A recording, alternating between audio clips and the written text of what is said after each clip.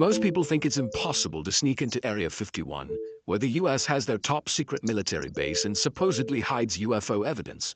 But a man named Jerry Freeman became the only person to have ever publicly snuck into Area 51 using a strategy that outsmarted the US military. Jerry Freeman began his 100-mile round-trip trek into Area 51 in April 1997, starting late into the night around Beatty, Nevada, where he would head northeast into the restricted Area 51 land. Jerry's mission for the journey was to find evidence of the long-lost 49ers who trekked across America in search of gold in the 19th century. Many of the 49ers' last known location was in the restricted Area 51 land, and no archaeologists were ever given permission to enter the land even for research purposes. So Jerry was determined to be the first. Jerry crossed over into the restricted area in the middle of the night with only binoculars, a butane stove, enough water and food for a couple of days, and a cellular phone that he used to make coded calls to his family and friends who were aware of his journey.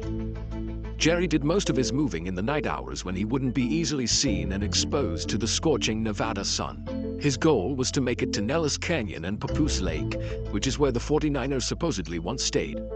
But Papoose Lake is also where UFO researchers believe the US has an underground bunker where scientists are actively trying to reverse engineer a crashed UFO.